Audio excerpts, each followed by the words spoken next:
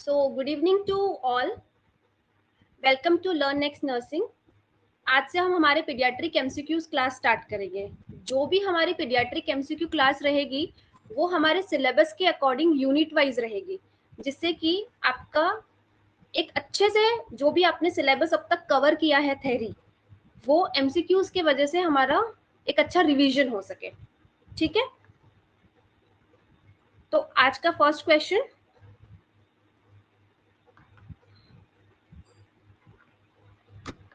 Question number 1 है, who is known as the father of pediatric? Question is, who is known as the father of pediatric? Wait.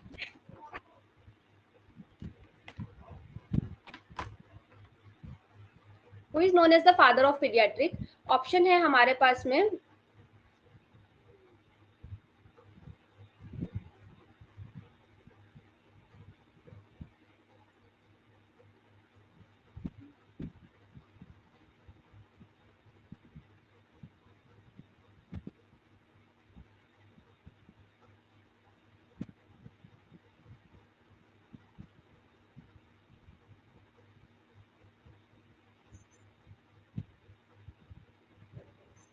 wait for a while.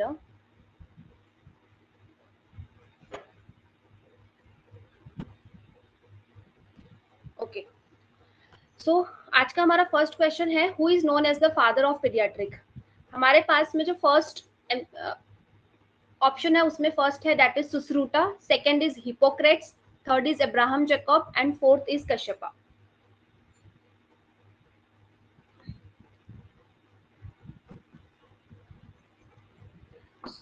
अगर हम सुश्रुता की बात करते हैं तो सुश्रुता क्या है? फादर ऑफ कॉस्मेटिक सर्जरी,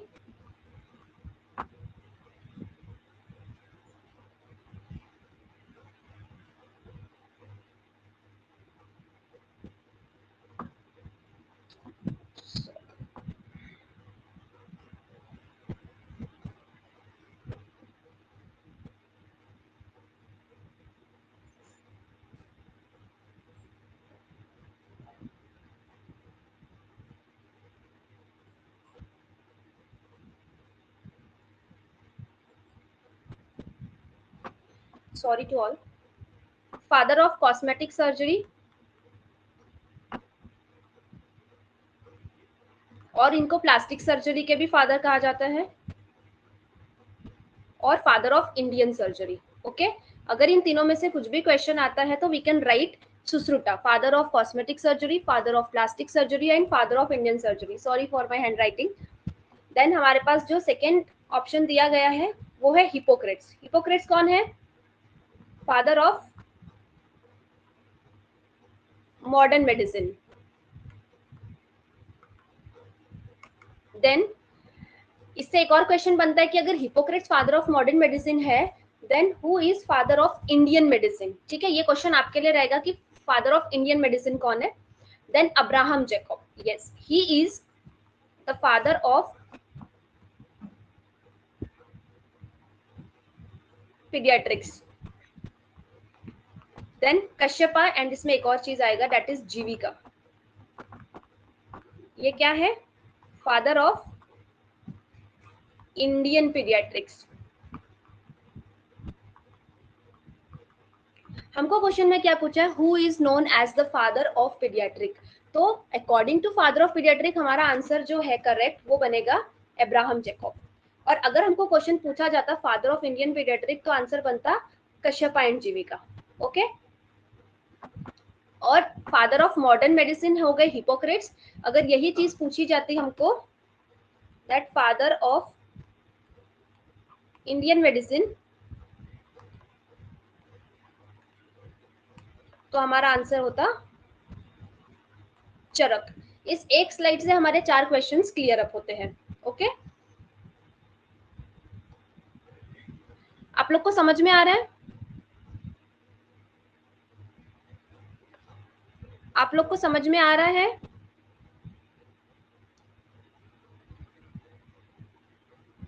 कोई मुझे आंसर देगा? Yes ma'am. हैंडराइटिंग का इश्यू है तो मैं उसको स्पेल कर सकती हूँ, आप लोग मुझे पूछ सकते हैं बीच में, ठीक है? हेलो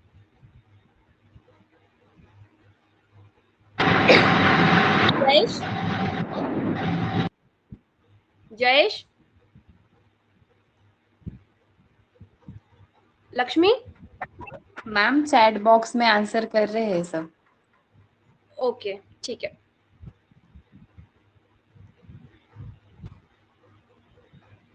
सो फर्स्ट क्वेश्चन था हमारा, who is known as father of pediatric, and the answer is Abraham Jacob. यही अगर पूछा जाता who is known as the father of Indian pediatric, तो हमारा आंसर होता Kashyapa and Jivaka. Okay, then next question देखते हैं।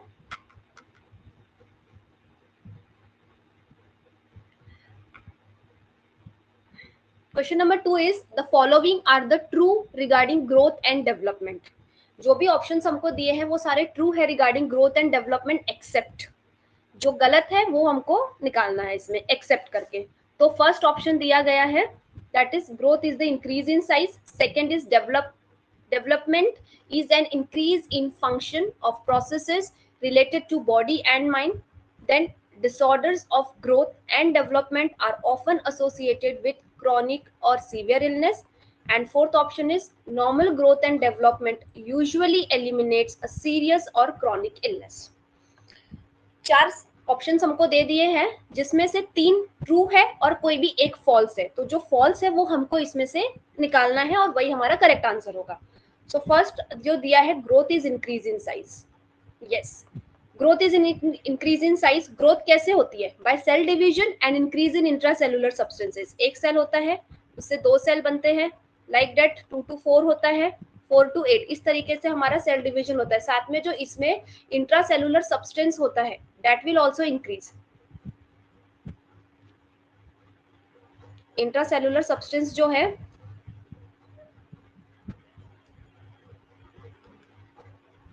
वो भी इंक्रीज होगा, तो जो ग्रोथ है that is increase in size, तो ये तो करेक्ट है। Then second is development is an increase in function of process related to body and mind. जो डेवलपमेंट है वो जो हमारी फंक्शनिंग की कैपेबिलिटी है जो कि बॉडी एंड माइंड दोनों से रिलेट है, वो डेवलपमेंट होता है। Yes, it is also true. Then disorders of growth and development are often associated with chronic or severe illness. अगर एक बेबी का ग्रोथ एंड डेवलपमेंट में डिसऑर्डर्स आ रहा है या फिर ग्रोथ एंड डेवलपमेंट डिले हो रहे हैं, तो ये किससे एसोसिएटेड है? क्रॉनिक और सीवियर इलनेस से। सिंपल सी बात है, अगर एक बच्चा जो कि नॉर्मली उस एज के हिसाब से उसका वजन होना चाहिए, उसकी हाइट होनी चाहिए, वो डिले हो रही है और ग्रोथ और डेवलपमेंट से रिलेटेड उनको डिसऑर्डर्स हो रहे हैं, तो वो एक क्रॉनिक और सीवियर इलनेस से रिलेटेड रहेंगे।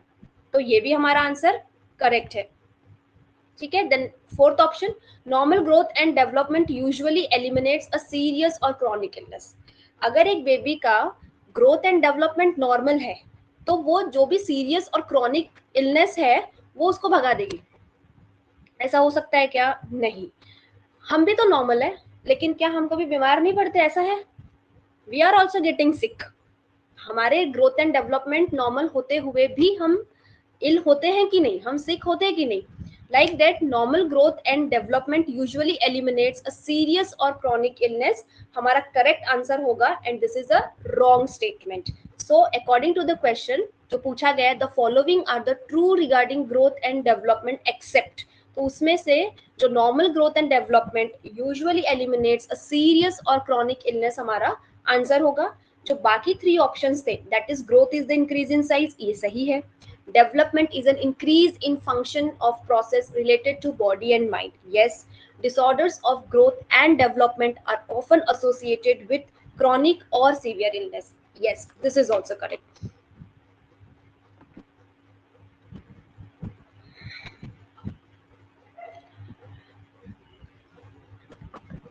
आपको ये क्वेश्चन मैंने जिस तरीके से समझाया, आपको अच्छे से समझा है?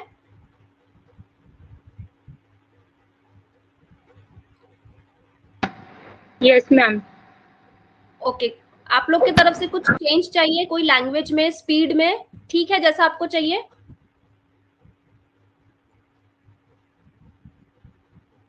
एनीवन, किसी को कुछ चेंज चाहिए है? No ma'am. Okay,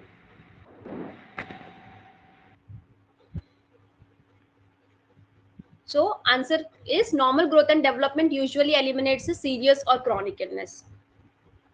Then next question, the development starts with the head and gradually proceeds to the tail portion. This principle of development is called. Simple सा क्वेश्चन पूछा गया है, एक प्रिंसिपल हमको दे दिया है और वो अभी उन्होंने डेफिनेशन दी है एक प्रिंसिपल ऑफ डेवलपमेंट की, पर उस प्रिंसिपल को क्या बोलते हैं ये हमको बताना है। एक डेवलपमेंट जो कि स्टार्ट हो रहा है हेड से और वो स्लोली प्रोसेस करते हुए टेल पोर्शन पे खत्म हो रहा है। सिंपल भाषा में अगर हम इसको बोलेंगे, दैट इज हेड से स्टार्ट हो रहा है और टेल पे यानी कि फिट पे और टो पे खत्म हो रहा है। तो इस डेवलपमेंट प्रोसेस को क्या बोलते हैं, इस डेवलपमेंट प्रोसेस सॉरी इस प्रिंसिपल ऑफ डेवलपमेंट को क्या बोलते हैं? ठीक है, इसके लिए 4 ऑप्शंस हमको दिए गए हैं, that is cephalocaudal development according to age, general to specific and proximodistal. One by one हम देखेंगे।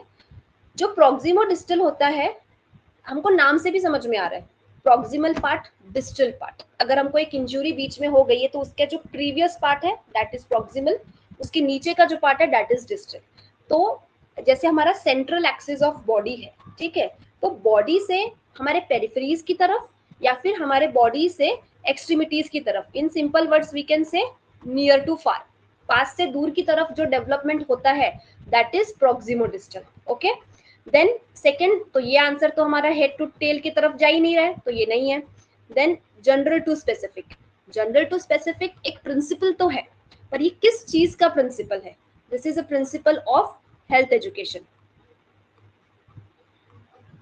तो ये तो प्रिंसिपल ऑफ डेवलपमेंट नहीं है, तो ये आंसर भी नहीं होगा।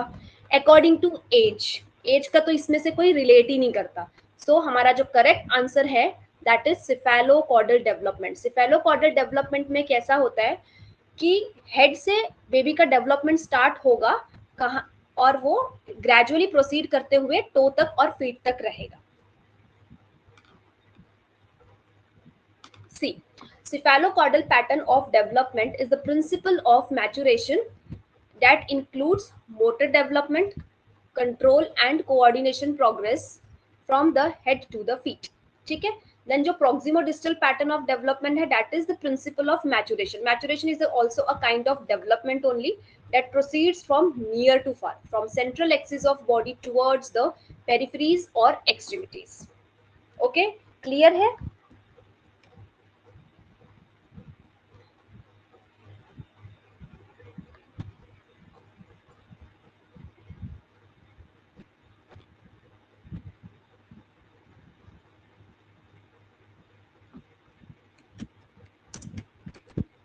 वेरी गुड, सबने करेक्ट आंसर दिया है। देन नेक्स्ट जो है, which among the following hormone, which among the following hormone helps or responsible for skeletal maturation of the fetus? कौन सा हार्मोन हेल्प करता है या फिर रिस्पॉन्सिबल है for skeletal maturation, that is bone maturation of the foetus? सबके answers correct आ रहे हैं? Yes, it is thyroxine. But हम इस क्वेश्चन को देख लेते हैं। टेस्टोस्टेरॉन, टेस्टोस्टेरॉन क्या है? Male reproductive hormone.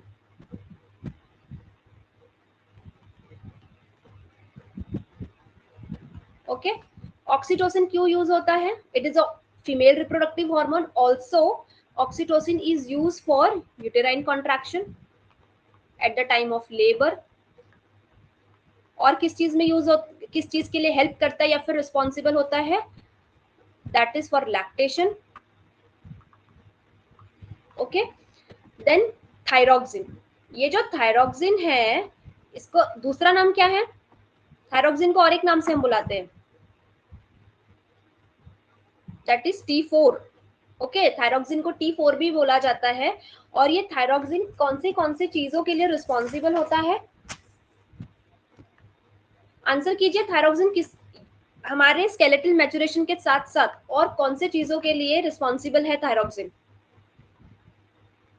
Thyroxine is responsible for brain development,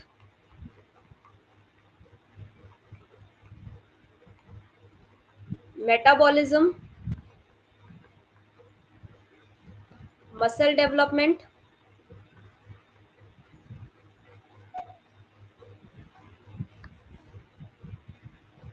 yes Megha, for growth.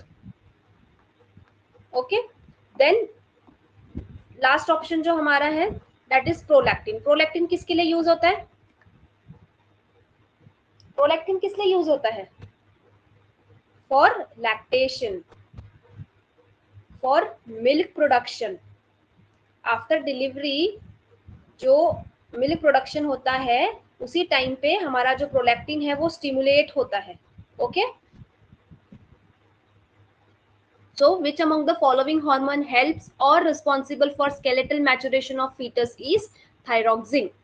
Thyroxine, skeletal growth of fetus occurs by T4 thyroxine which secrete from 12 weeks onwards of gestation. जब baby mother के वुम में होता है तभी 12 week onwards of gestation से ही foetus के skeletal growth of maturation thyroxine start कर देता है. ओके, क्लियर है सबको ये? Okay, next question. A neonate और a neonatal period means. Simple सा क्वेश्चन पूछा गया है नियोनेटल पीरियड का age group. So first option है a baby of age group 0 to 1 year, a baby of age group 0 to 7 days, a baby of age group 0 to 3 months, a baby of age group 0 to 28 days. Yes, you all are correct. Answer तो हमारा a baby of age group 0 to 28 days ही होता है. ठीक है, हम अब देखते हैं जब मदर कंसीव करती है जो फर्स्ट फॉर्म ऑफ होता है दैट इज जाइगोट. जाइगोट कब से कब तक के होता है? That is 0 to 2 weeks. Okay, then आता है एम्ब्रियोय. ये क्वेश्चंस पूछे जाते हैं. जाइगोट, एम्ब्रियोय, ये सब कुछ वन लाइनर में आता है. Embryo is 3 to 8 weeks. Then foetus आता है उसके बाद जो कि रहता है 9 weeks to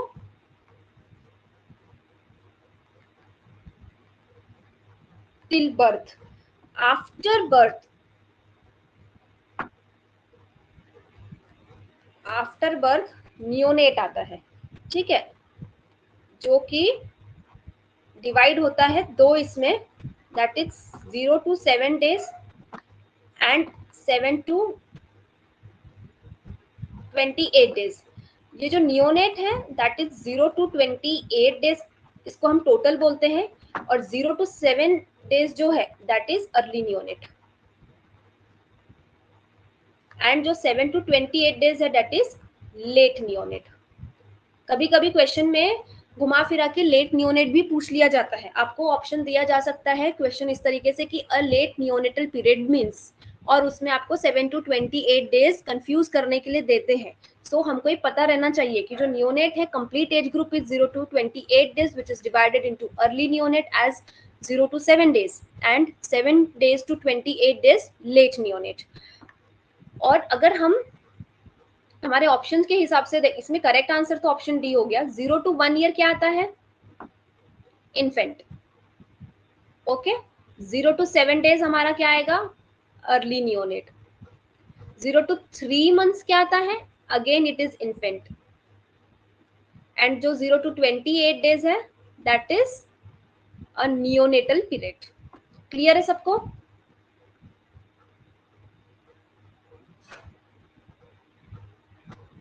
ठीक है, एक बार ये देख लेंगे हम. पीरियड्स ऑफ ग्रोथ जो है वो in some books it has been ये डिवाइड किए गए हैं prenatal period, perinatal period and postnatal period में. ओके, देन जो प्रीनेटल पीरियड है वो जैसा मैंने आपको अभी वीक्स में बताया वही ये डेज में दिया हुआ है. Ovum is 0 to 14 days, embryo is from 14 days to 8 weeks and foetus is from 9 weeks to birth. Then perinatal period को कौन सा काउंट करते हैं? 22 weeks of gestation that is stage of viability to till 7 days of birth. यानी कि 22 weeks of gestation जो कि एक viable period है वहां से लेके 7 days of birth यानी कि अर्ली नियोनेट पीरियड तक. देन जो पोस्ट नेटल पीरियड आता है उसमें फर्स्ट आता है neonate, first 4 week of life that is 0 to 28 days. infant that is first year of life, toddler 1 to 3 year of life, preschool that is early childhood 3 to 6 years of life, and school age जिसको middle childhood बोलते हैं 6 to 10 years for girls and 6 to 12 years for boys.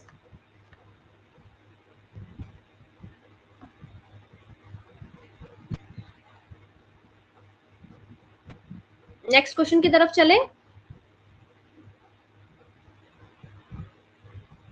Okay. A nurse is evaluating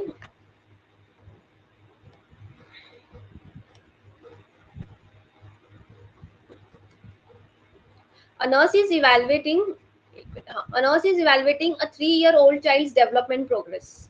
एक nurse क्या कर रही है, 3-year-old child का developmental progress, उसके डेवलपमेंटल माइलस्टोन्स को इवेलुएट कर रही है कि baby according to age developmentally कैसा है, कहीं उसको ग्रोथ एंड डेवलपमेंट या उसके डेवलपमेंट माइलस्टोन्स डिले तो नहीं है. ठीक है, वो इवेलुएट कर रही है एक 3-year-old बेबी के डेवलपमेंट को. The inability to perform which task indicates to the nurse that there is a development delay. ऐसा कौन सा टास्क इन चारों ऑप्शन में से है जो देखकर नर्स बोलेगी कि ये बेबी को डेवलपमेंटल डिले है. फर्स्ट है हमारे पास option that is copying a square, second is catching a ball reliably, hopping on one foot, and that is using a spoon effectively. हम इसमें 1 by 1 देखेंगे. कॉपिंग अ स्क्वायर जो है वो 4.5 ईयर्स के बेबी करते हैं. ठीक है, कैचिंग अ बॉल रिलायबली जो है वो 4 ईयर्स के बेबी करते हैं. Then hopping on one foot यानी कि एक पैर पे चलना, लंगड़ी जो हम बोलते हैं, वो दैट इज 4 to 5 ईयर्स पे होता है. And using a spoon effectively ये एक 3 साल का बच्चा करता है. So, according to our question, a nurse is evaluating a 3-year-old child development progress. The inability to perform which task indicates to the nurse that there is a developmental delay using a spoon effectively. अगर एक 3 साल का बच्चा अच्छे से चम्मच नहीं पकड़ पा रहा है, it means उसमें developmental delay है. Clear है सबको? Okay, that is using a spoon effectively. अब इसी के साथ यहाँ पे हम ना जो भी 3 ईयर के डेवलपमेंटल माइलस्टोन है वो पूरे देख लेंगे. ठीक है,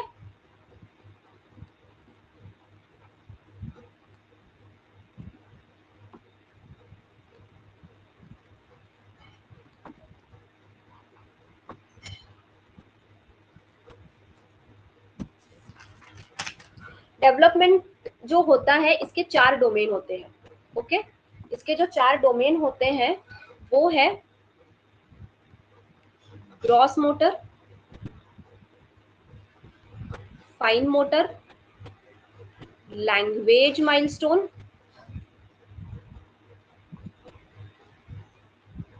sorry for the handwriting again, then social milestone. अगर हम 3 साल के बच्चे के डेवलपमेंटल माइलस्टोन देख रहे हैं और उसमें अगर हम फर्स्ट देखते हैं ग्रॉस में हमको क्या मिलेगा, climb upstair with footstep, climbs upstair with footstep, सीढ़ियां चढ़ सकता है. Second, ride a tricycle. ये राइड अ ट्राईसाइकिल वाला क्वेश्चन बहुत बार नॉर्सेट में, डीएमईआर में बहुत जगह रिपीट हुआ है. Okay, so this is a very important point. Then हम देखेंगे fine motor developmental milestone.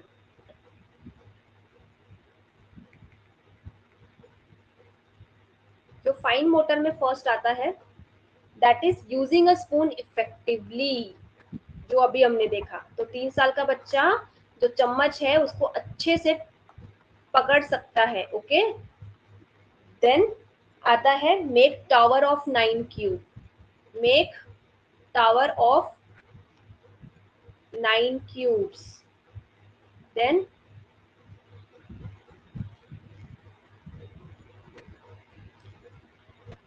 Dress with help, किसी की हेल्प से वो ड्रेस पहन सकता है। Okay, and the fourth is draw a circle. ये सारे माइलस्टोन्स 3 ईयर के बेबी के हैं। ओके, इसी में अगर हम देखते हैं लैंग्वेज माइलस्टोन, ठीक है, तो लैंग्वेज में क्या आएगा कि 3 साल का बच्चा लैंग्वेज में क्या डेवलप कर लेता है? Recognise and tell names, age and gender. Recognise, tells name, age and gender. वो खुद को रिकॉग्नाइज करता है, खुद की एज, खुद का नाम, ये सब कुछ बता सकता है।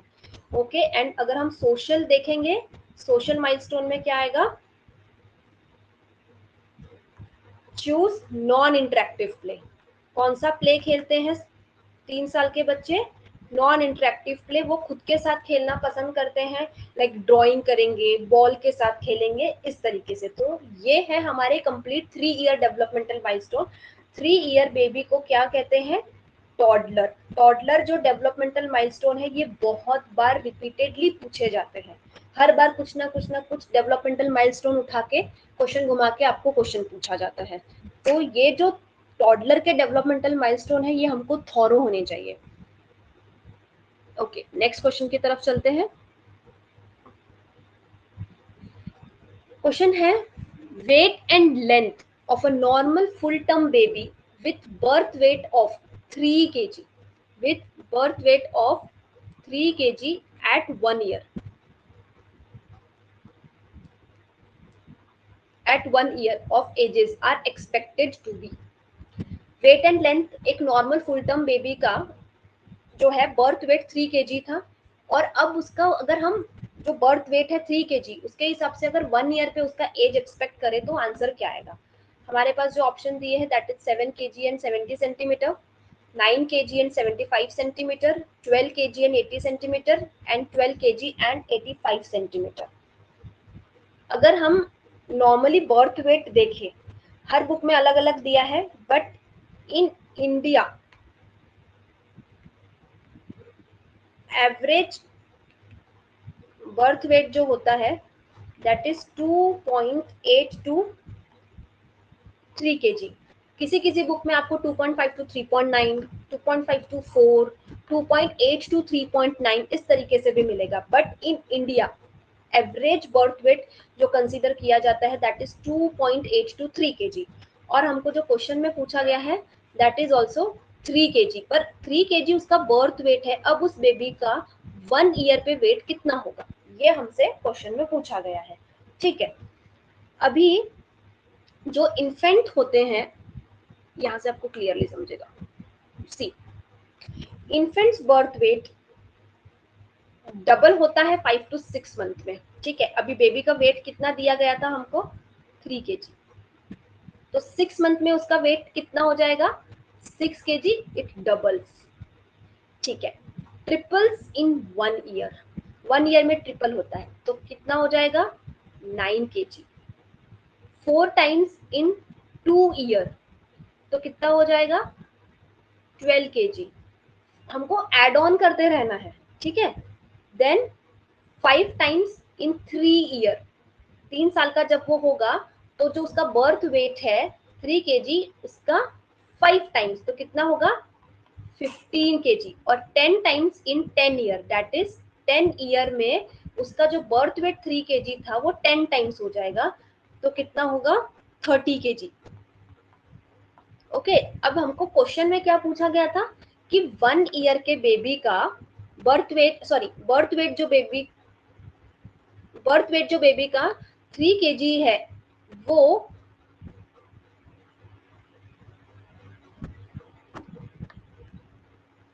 जो बर्थ वेट बेबी का 3 kg है वो 1 ईयर पे कितना होगा? It will B 9 kg। ठीक है, तो इसके हिसाब से हमारा ये तो हमको मिल गया कि बर्थ वेट तो 9 kg है। Okay, but what about this? ये हाइट भी सही है उस बर्थ वेट के बेबी की, ये कैसे पता चलेगा? इसके लिए देखते हैं हम। देखो, जो हाइट एंड लेंथ या फिर फुल टर्म बेबी का, सॉरी, हाइट और length of full term baby at birth is 45 to 50 centimetre. ठीक है, और इन इंचेस अगर देखें तो 18 to 20। ड्यूरिंग फर्स्ट 6 मंथ, जो पहला 6 मंथ होता है उसमें हाइट किस रेट से इंक्रीज होती है? 2.5 सेंटीमीटर पर मंथ। ठीक है, तो अगर हम 6 महीने में 50 में ऐड ऑन करेंगे तो 15 सेंटीमीटर बढ़ता है। ठीक है, एंड नेक्स्ट 6 मंथ में अगर देखेंगे तो 1.25 सेंटीमीटर पर month. So height at 1 year of age कितनी होती है? 75 सेंटीमीटर, दैट इज 25 सेंटीमीटर, और 50% बर्थ से इंक्रीज होती है। तो अगर हाइट 50 सेंटीमीटर है बर्थ पे, तो वो 1 ईयर पे कितनी हो जाएगी? yes, obviously it is 75 centimeter because it will increase 25 centimeter according to this rate. Then 2 year of age पे it will be 85 centimeter because after 6 month क्या हो गया? देखो फर्स्ट 6 मंथ का अगर हम काउंट करेंगे तो फर्स्ट 6 मंथ में 15 इंक्रीज होता है, 15 सेंटीमीटर, और अगर हम रिमेनिंग के 6 मंथ में 1.25 सेंटीमीटर पर मंथ से काउंट करेंगे तो 10 सेंटीमीटर होता है। टोटल हो गया 25 सेंटीमीटर। तो अगर हमने बर्थ हाइट जो बर्थ के टाइम की जो हाइट है बेबी की 50 सेंटीमीटर, इसमें प्लस 25 किया, then it is 75 centimetre at 1 year of age. इसी तरीके से फिर हमको हर एक ईयर में एड ऑन करते हुए चलना है। तो 2 ईयर ऑफ एज में it will be 85 centimetre, 3 year of age में it is 95, 4 year of age में, 4 ईयर का जब बच्चा हो जाता है तो जो बर्थ हाइट है वो डबल हो जाती है, दैट इज 100 सेंटीमीटर। कितनी होती है? 100 centimetre doubles. And 13 year of age पे ट्रिपल होती है birth height, that is 150 centimetre. तो हमारा करेक्ट आंसर क्या आएगा? 9 kg एंड 75 सेंटीमीटर। क्वेश्चन क्या है? Weight and length of a normal full term baby with birth weight of 3 kg at 1 year of age expected to be 9 kg and 75 centimeter. आप लोग को class clearly समझ में आ रहा है? क्लास फास्ट हो रहा है कि आप लोगों के लिए ठीक है? क्लास करेक्ट है? समझ में आ रहा है? ओके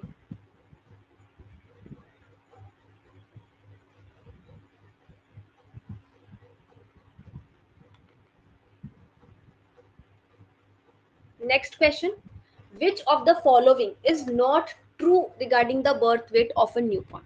ये जो नॉट ट्रू वाले क्वेश्चन आते हैं या फिर जो एक्सेप्ट वाले क्वेश्चन आते हैं, यहाँ पे ना हम हमेशा गलती करते हैं। ठीक है, तो ध्यान से, which of the following is not true regarding the birth weight of a newborn. हमको 4 ऑप्शंस दिए गए हैं, उसमें से बेबी के बर्थ वेट के रिलेटेड कौन सा ऑप्शन गलत है ये हमको निकालना है। ठीक है, कमेंट में आप आंसर कर सकते हैं। Birth weight less than, first option है birth weight less than 5% of normal on the day of birth require further investigation. Typical birth weight of newborn is between 2.7 kg and 4 kg. Newborn lost 10% of their birth weight by 3 to 4 days of age. Newborn gained the lost birth weight by 10th day of life. एक एक करके देखते हैं।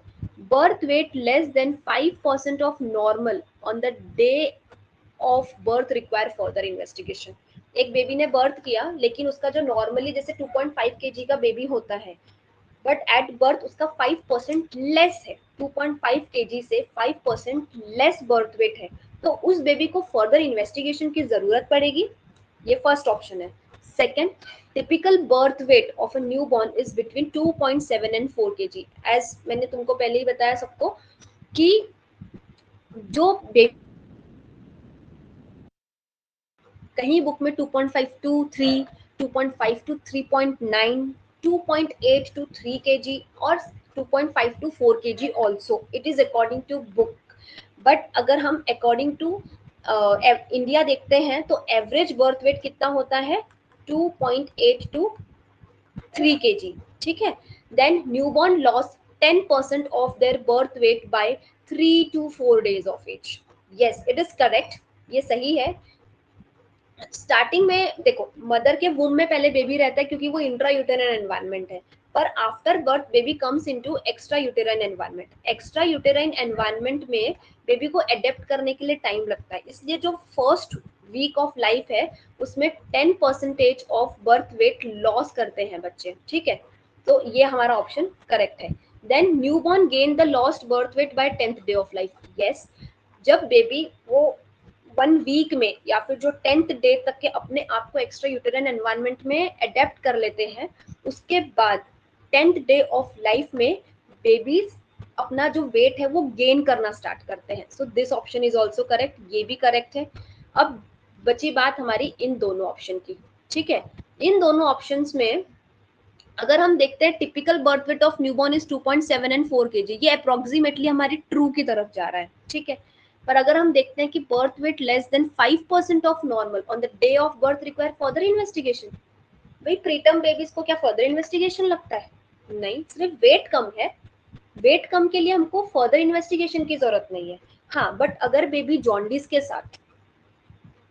के साथ born हो रहा है, अगर डायबिटीज मदर का हिस्ट्री है, मदर हार्ट पेशेंट है, मदर डीवीटी के साथ है, मदर को ऑलरेडी वेंटिलेटर पे थी, वेंटिलेटर के साथ भी बहुत सारी सिजेरियन डिलीवरीज होते हैं जिसमें कि प्री टर्म बेबी है, उसका वेट कम है, yes that time we can say कि फर्दर इन्वेस्टिगेशन लगेगा. पर एक बेबी जिसका कि नॉर्मल बर्थ वेट से 5% कम है तो उसको फर्दर इन्वेस्टिगेशन लगेगा? नो. ये आंसर हमारा करेक्ट होगा and the sentence is wrong. Okay,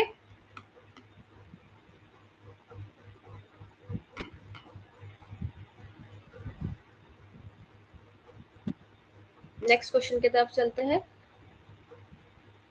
1-year-old child comes to Well Baby Clinic and nurse noticed the child's anterior fontanelle is still open.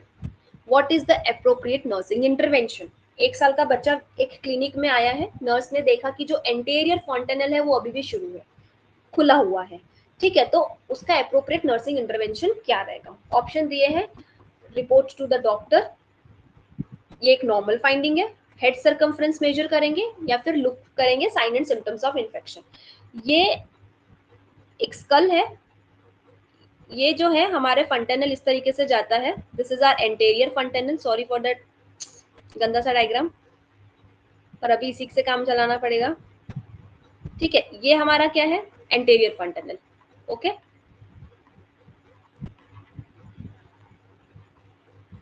और ये हमारा क्या है? पोस्टीरियर फंटेनल. जो एंटेरियर फंटेनल है इसको और क्या कहते हैं? ब्रिग्मा. ठीक है, और ये जो पोस्टीरियर फंटेनल है उसको और क्या कहते हैं? लैम्बडा. ठीक है, कभी कभी क्वेश्चन में एंटेरियर फॉन्टेनल के जगह में ब्रिग्मा भी पूछा जा सकता है कि चाइल्ड्स ब्रिग्मा इज स्टिल ओपन. यहाँ पे हम बच्चे कंफ्यूज हो जाते हैं. ठीक, तो और ये जो एंटेरियर फॉन्टेनल है ये यूजुअली कब क्लोज होता है? 18 मंथ्स में, दैट इज 1.5 year. ओके, और जो पोस्टीरियर फॉन्टेनल है वो कब क्लोज होता है? At 6 weeks. सो अकॉर्डिंग जो कंडीशन हमको दी है कि 1 साल का बच्चा बेबी क्लिनिक में आया है जिसका एंटेरियर फॉन्टेनल खुला हुआ है, तो अप्रोप्रिएट नर्सिंग इंटरवेंशन नर्स क्या करेगी? डॉक्टर को इन्फॉर्म करेगी? नो नीड, क्योंकि वो तो 1.5 year तक वैसे ही खुला रहता है और बेबी की एज 1 year है. सो हमारा करेक्ट आंसर होगा normal finding. Yes, this is a normal finding. कोई जरूरत नहीं है डॉक्टर को इन्फॉर्म करने की, कोई जरूरत नहीं है हेड सर्कमफ्रेंस चेक करने की, और वहां पे इन्फेक्शन तो है ही नहीं.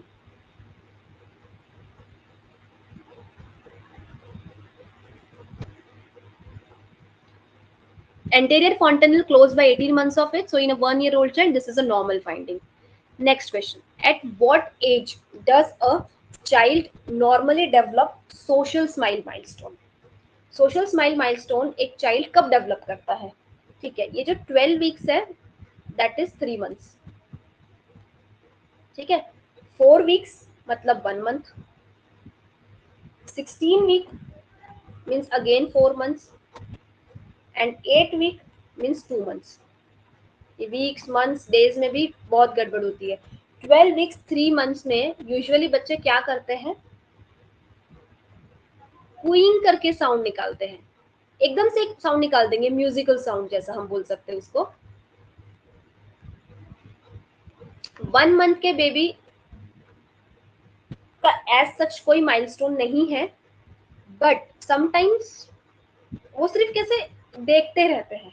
ठीक है, और सडनली स्माइल भी कर देंगे, तो 1 मंथ में भी एक छोटा सा स्माइल वी कैन से कि हाँ रहता है. देन 4 मंथ्स में बेबी लाफ अलाउड. बच्चा एकदम से हंस देता है। 4 महीने के बच्चों के साथ अगर हम छोटी मोटी एक्टिविटी एक्शंस के साथ में खेलते हैं, उनको एक्सप्रेशंस बना के दिखाते हैं, तो वो हंसते हैं, जोर जोर से हंसते हैं। ओके, देन जो 2 मंथ्स है दैट इज सोशल स्माइल।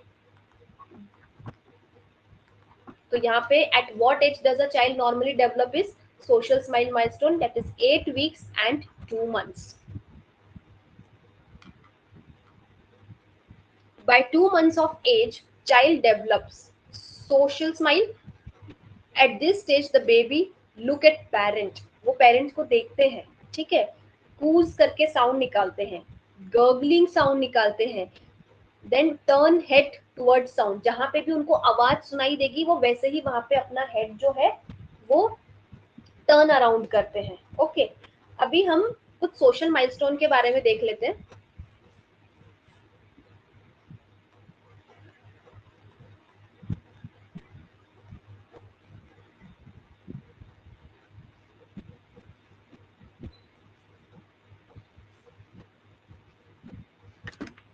जैसा कि हमने देखा कि 2 मंथ माइलस्टोन में बेबी क्या करता है, एक मिनट,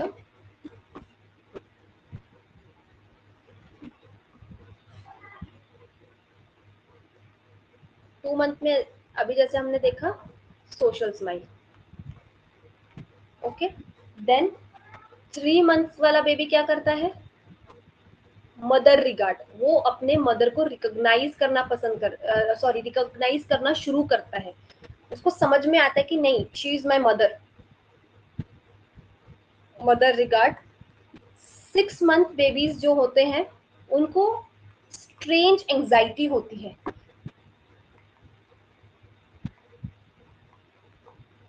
एंड वो स्माइल करते हैं खुद को मिरर में देखते हुए, स्माइल्स एट मिरर इमेज, खुद को ही आईने में देख के स्माइल करेंगे 6 मंथ ऑफ बेबी, और दूसरों को देखकर उनको एंजाइटी होगी।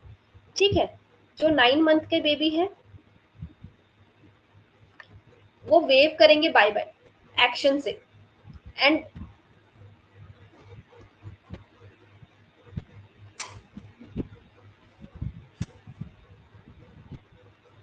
Then 1 year play simple ball game.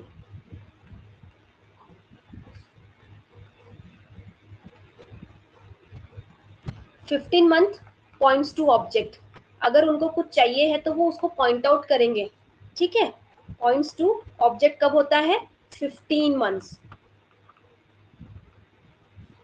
Then 18 month के बेबीज क्या करते हैं, मिमिक्री करते हैं। ये क्वेश्चन भी पूछा गया है कि जो भी हम करेंगे, जो भी अडल्ट लोग, मम्मी पापा जो भी एक्शन करेंगे, जो भी बात करेंगे, वो उसको कॉपी करते हैं। ठीक है, तो मिमिक्री होती है 18 मंथ्स ऑफ बेबी में। ठीक है, देन 2.5 टू 3 इयर्स यानी कि जो टॉडलर के बच्चे रहते हैं, जो टॉडलर्स में काउंट होते हैं, वो parallel play, parallel play, non interactive play means अकेले में खेलना, उनको दूसरों के साथ इंटरेक्ट करना पसंद नहीं होता है। ठीक है, 2.5 टू 3 इयर्स जो कि टॉडलर रहते हैं, नॉन इंटरेक्टिव प्ले, मैंने ये आपको पहले भी बताया। ठीक है, फिर जो 4 ईयर के बेबी आते हैं वो आते हैं हमारे ग्रुप प्ले में, वो धीरे धीरे इंटरेक्ट करना स्टार्ट करते हैं। Okay,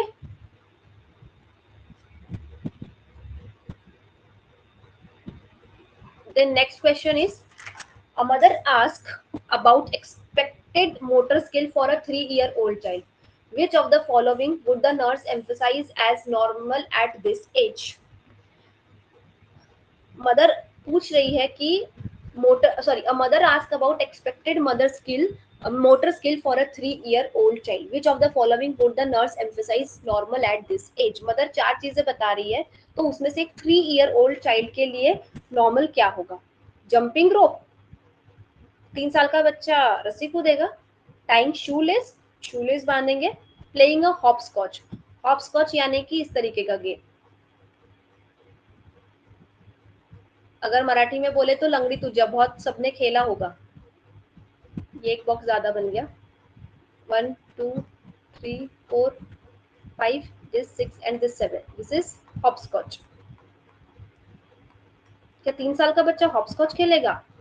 no. Jumping rope? No. Tying shoelace? Riding a tricycle. Yes, this is the correct answer for the 3-year baby developmental milestone.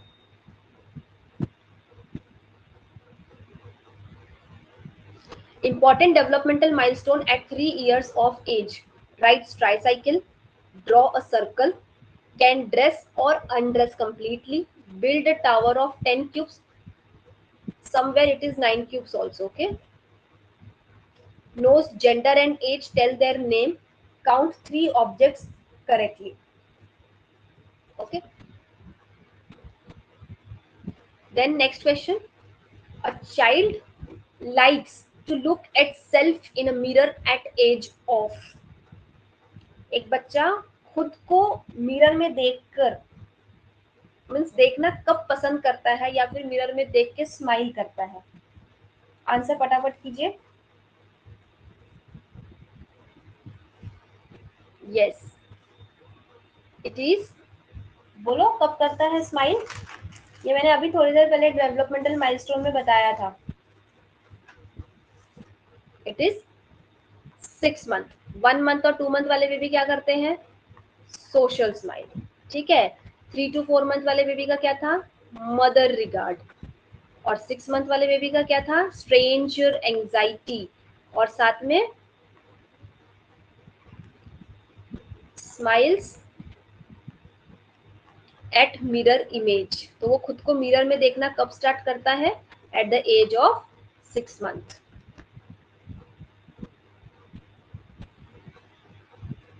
Next question. An assessment of the skull of a normal 10-month-old baby should identify which of the following.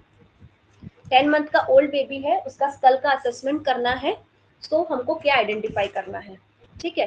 First दिया गया है overlap of cranial bones, closure of posterior fontanelle, closure of anterior fontanelle and ossification of futures. Sorry, suture. Overlap of cranial bone कब दिखता है? At birth. ठीक है. Posterior fontanelle कब close होता है? At 6 weeks, as I said. Closure of anterior fontanelle कब होता है? 1.5 year, that is 18 month. And ossification of suture. ये जो ऑसिफिकेशन ऑफ सूचर है, यानी कि जो हमारे कोरोनल सूचर, फ्रंटल सूचर्स, ये भरने या फिर बंद होने कब स्टार्ट होते हैं? स्टार्ट्स फ्रॉम 6 month और एंड एट 2 years. ओके. सो यहाँ पे 10 month old baby should identify which of the following. Sorry, 10 month old baby है, तो आप जब बेबी के स्कल का असेसमेंट करेंगे तो क्या आइडेंटिफाई करेंगे?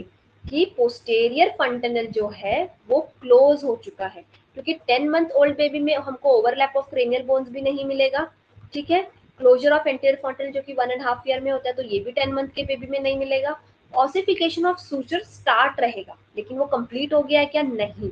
ऑसिफिकेशन ऑफ सूचर कब कंप्लीट होता है? 2 years पे, तो ये भी नहीं रहेगा. बट क्लोजर ऑफ पोस्टीरियर फंटेनल जो कि 6 weeks पे होता है, तो ये एक नॉर्मल यहाँ पे आइडेंटिफिकेशन रहेगा.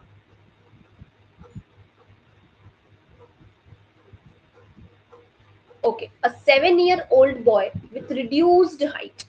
7 साल का बच्चा है जिसकी हाइट रिड्यूस्ड है, weight for and height and weight for age for past 1 year. past 1 year से एक 7 साल के बच्चे का हाइट और वेट उसकी एज के हिसाब से रिड्यूस्ड है. सो ये कौन सी कंडीशन में आएगा? Malnutrition, lymphoma, chronic infection, measles. Lymphoma और मीजल्स का इससे कोई रिलेशन ही नहीं रहता. बचे हमारे पास 2 ऑप्शन, दैट इज मैलन्यूट्रिशन और क्रॉनिक इन्फेक्शन. ठीक है. हम इन्फेक्शन के बारे में थोड़ा देखेंगे पहले. एक्यूट, दूसरा होता है क्रॉनिक, और दूसरा होता है एक्यूट एंड क्रॉनिक. ठीक है. एक्यूट कभी भी लेस देन 6 month होता है. ठीक है. और जो मोर देन 6 month होता है, that is chronic infection. Okay. So acute में क्या होता है? Weight for height. Weight for height. Weight कम हो सकता है एक्यूट इन्फेक्शन में, पर हाइट कभी इफेक्ट नहीं होगी. ठीक है. क्रॉनिक इन्फेक्शन जो कि मोर देन 6 months तक के रहता है, उसमें हाइट फॉर एज. अगर बेबी को क्रॉनिक इन्फेक्शन है तो according to age height effect होती है, हाइट बढ़ना बंद हो सकती है, यहाँ पे हाइट का डेवलपमेंट डिले हो सकता है। अगर हम एक्यूट एंड क्रॉनिक इन्फेक्शन में देखेंगे तो आता है हमारा वेट फॉर एज, ठीक है, weight for age according to age. अगर बेबी को एक्यूट और क्रॉनिक दोनों इन्फेक्शन है तो वेट जो है वो अकॉर्डिंग टू एज कम होगा, ठीक है। अब क्रॉनिक में हाइट कम हो रही है और यहाँ पे एक्यूट एंड क्रॉनिक में वेट कम हो रहा है, और क्वेश्चन क्या पूछा गया है, 7-year-old boy reduced height and weight for age for past 1 year, पिछले 1 साल से, that is chronic period of time है, ठीक है। तो ये किसमें होता है, क्रॉनिक इन्फेक्शन में। तो यहाँ पे हमारा करेक्ट आंसर क्या रहेगा, क्रॉनिक इन्फेक्शन, ठीक है। ये जो मैल न्यूट्रिशन है ये क्यों नहीं है, because it is an protein energy malnutrition, पर यहाँ पे तो हमको हाइट और वेट दोनों पूछा है। तो हाइट और वेट अगर कहीं पर भी इफेक्ट होता है तो that is most probably condition is chronic infection.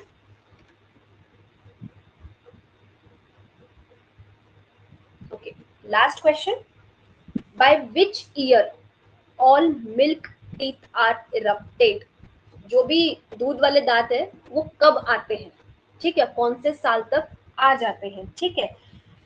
जो इरप्ट ऑप्शन दिया गया है हमको 1.5 ईयर, 2 ईयर, 2.5 ईयर्स और 3 ईयर्स के बच्चे, ठीक है।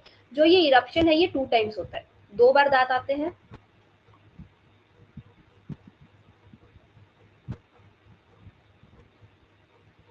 एक होता है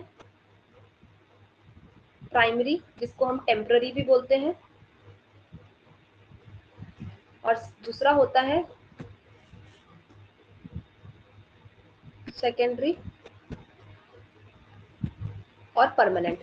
ये जो प्राइमरी और टेम्पररी है इसको हम लोग ऑल्सो कॉल्ड एज डेसिडुअस और मिल्क टीथ। तो हमको क्वेश्चन में क्या पूछा गया है कि जो मिल्क टीथ है, यानी कि जो हमारे प्राइमरी, टेम्पररी, डेसिडुअस और मिल्क टीथ है, इनका इरप्शन कब होता है, ठीक है। जो इरप्शन है वो स्टार्ट होता है, इरप्शन स्टार्टेड एट 6 months, ठीक है। और ये कंप्लीट कब होता है, 2 complete in 2.5 to 3 years, okay, 2.5 to 3 years। उसमें भी जो फर्स्ट दांत आता है, फर्स्ट दांत वो कौन सा होता है हमारा, लोअर सेंट्रल इंसीजर, ठीक है, first tip that has been erupted. ये क्वेश्चन भी पूछा गया कि सबसे पहला जो दांत इरप्ट होता है दैट इज कौन सा है, वो lower central incisor, okay. Then जो हमारे प्राइमरी और टेम्पररी टीथ में सबसे पहले आते हैं उसमें हमारा सबसे फर्स्ट हो गया लोअर सेंट्रल इंसीजर, ठीक है। इसमें इंसीजर आते हैं, कैनाइंस आते हैं, मोलार आते हैं। कौन से दांत ऐसे हैं जो यहाँ नहीं इरप्ट होते हैं इन प्राइमरी और temporary, deciduous and milk teeth is premolar. Premolar कभी भी हमारे प्राइमरी और टेम्पररी में नहीं आएंगे। तो जो हमारे प्राइमरी और टेम्पररी या फिर डेसिडुअस टीथ होते हैं वो टोटल टीथ कितने आते हैं हमारे, दैट इज 20 टीथ। यहाँ से काफी सारे क्वेश्चंस बनते हैं। अगेन मैं रिपीट करती हूँ, जो मिल्क टीथ का इरप्शन होता है वो 2 बार होता है, प्राइमरी और temporary and secondary and permanent. जो प्राइमरी और टेम्पररी इरप्शन ऑफ टीथ है उसी को डेसिडुअस टीथ और हमारा मिल्क टीथ कहते हैं। तो ये जो प्राइमरी इरप्शन, टेम्पररी इरप्शन या फिर deciduous teeth eruption, milk teeth eruption start कब होता है, 6 months ऑफ एज ग्रुप पे, एंड कंप्लीट कब होता है 2.5 to 3 years पे, ठीक है। और जो सबसे पहला दांत इरप्ट होता है या फिर जो first milk teeth, first deciduous teeth, first primary teeth, first temporary teeth जो इरप्ट होता है that is lower central incisor, ठीक है। जो total primary, temporary, deciduous milk teeth है उनका नंबर कितना होता है, 20 टीथ्स। उसमें कौन कौन से आते हैं, इंसीजर, कैनाइंस एंड मोलर। कौन से ऐसे टीथ है जो milk teeth, deciduous teeth, primary teeth temporary teeth में काउंट नहीं होते हैं, that is premolar. Okay, then question की तरफ आते हैं। By which year all milk teeths are erupted, eruption of milk teeth कब कंप्लीट होता है? क्या एज ग्रुप दिया था? 2.5 to 3 years, तो 1.5 ईयर भी नहीं है, 2 ईयर भी नहीं है, अब इन दोनों में से है, तो हम आंसर टिक करेंगे 3 ईयर, बिकॉज कभी भी जब रेंज देते हैं तो we always should choose a highest value. Okay,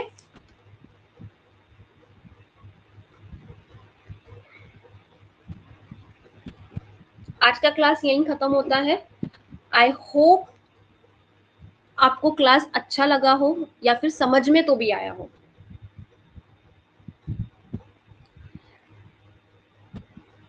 आप लोग मुझसे बात कर सकते हैं। ओके, मुझे बताइए आपको पीडियाट्रिक एमसीक्यू क्लास जो आज आपका फर्स्ट क्लास था, उसमें क्या चेंजेस चाहिए है, या फिर मीन्स आप क्या चाहते हैं आपके तरफ से? देखिए, आपको समझना चाहिए, बिकॉज आप लोगों को एग्जाम देना है, आप लोगों को एग्जाम क्लियर करना है। हम तो हमारे तरफ से पूरा बेस्ट देंगे जो भी आप लोगों के लिए रिक्वायर्ड है, लेकिन आप लोगों को अपने तरफ से लैंग्वेज में चेंज चाहिए, कोई चेंज चाहिए लैंग्वेज में? आपको इंग्लिश हिंदी सब कंफर्टेबल है सभी के लिए?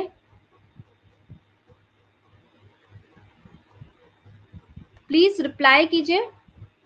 ओके, कंटेंट भी ठीक है, और ज्यादा एक्सप्लेनेशन चाहिए है? एक्सप्लेनेशन ज्यादा चाहिए है?